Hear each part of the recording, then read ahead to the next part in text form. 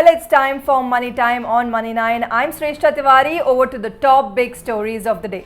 Starting today with the realty prices, the average housing prices in India have risen by almost 15% according to data analytic firm Prop Equity. Average housing prices in the country have increased by up to 15% in the last 1 year. During the same period, house prices have increased in the most in Chennai, followed by Gurugram, Hyderabad, Noida, Bangalore, Mumbai, Thane and Pune. If we talk about Delhi NCR, then the average property rate in Gurugram is 11,517 rupees per square feet. In Noida, average property rate is 7,411 rupees per square feet. If we look at Mumbai, prices of residential properties have risen to 18,896 rupees per square feet. In Bangalore, average property rate is 6,196 rupees per square feet.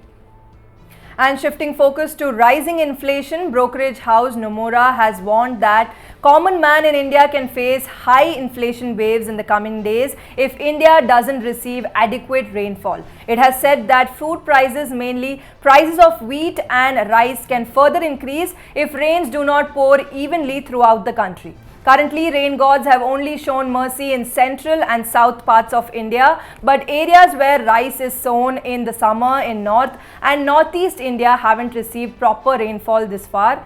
And these areas are facing 15% deficit rainfall than normal levels. If states like West Bengal, UP, Bihar don't receive adequate rainfall, then people must be prepared and they must prepare themselves to shell out more on staple foods.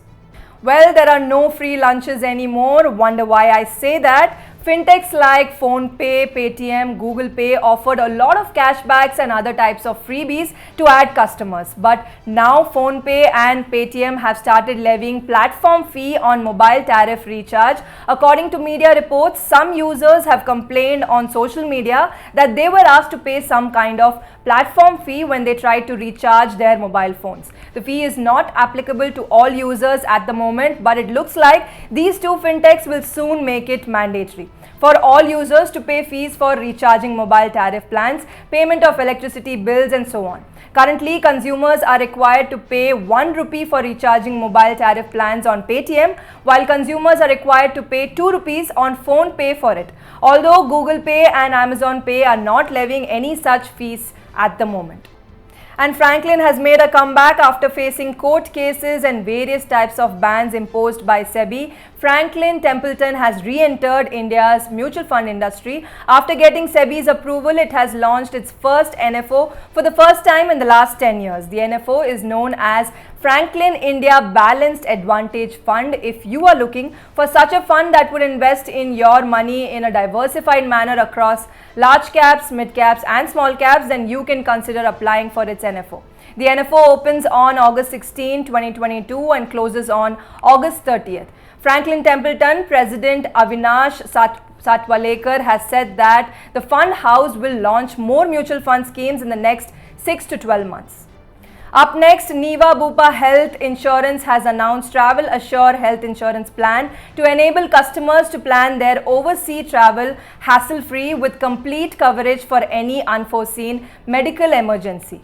The NevaBupa Travel Assure plan includes various benefits and features such as emergency inpatient and outpatient medical treatment covering consultations and diagnostic tests, emergency medical evacuation, personal accident cover, daily hospital cash to cover for out-of-pocket expenses, dental treatment and so on. Another key feature is the loan protector benefit, under which the company will pay the balance principal loan amount in case of death of the insured person due to an accident during policy period.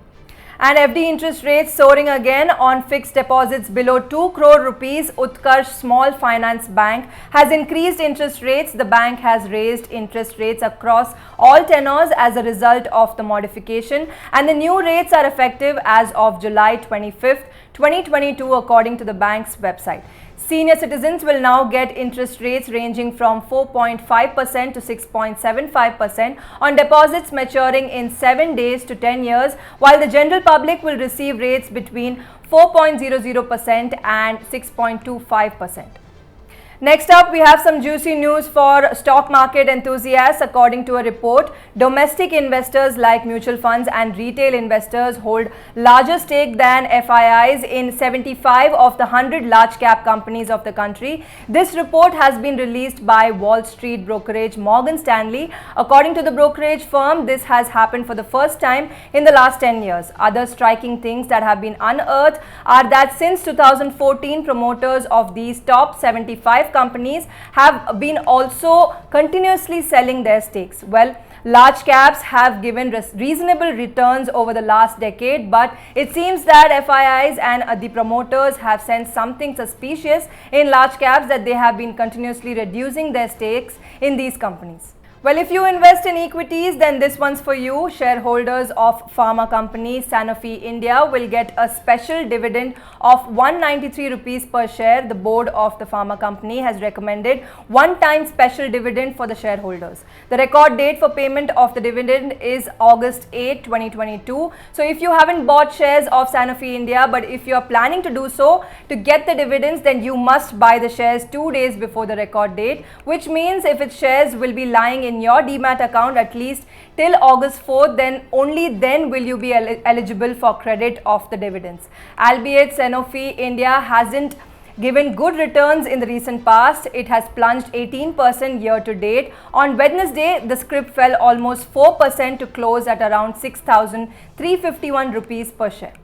So if you are eagerly waiting for the IPO of public sector enterprise ECGC Limited, then your wait is only going to get longer. ECGC's chairman and managing director M. Senthilnathan has said that the listing of the export credit agency on the stock exchange is likely to happen next year. ECGC is a wholly owned central public sector enterprise set up with the objective of improving the competitiveness of the exporters by providing them credit risk insurance and related services for exports. And soon you might get to ride e-two-wheeler Bajaj Chetak in your city. Yes, Bajaj Auto has said that it would launch its flagship e-two-wheeler in 100 cities across the nation. Not only this, if you take keen interest in premium motorcycles, then here is another good news for you. Bajaj Auto has also said that soon it will launch premium e-two-wheelers in partnership with Austrian premium bike manufacturer KTM. So get ready to ride premium e-two-wheelers and save fuel cost as well. Alright, that's all from me on Money Time today. But before I take your leave, let me remind you that due to your consistent support, Money9 is now on OTT. It is India's first multilingual multimedia personal finance OTT channel, which is now downloadable on Google Play as well as App Store. So what are you waiting for? Go ahead and download it and keep watching Money9.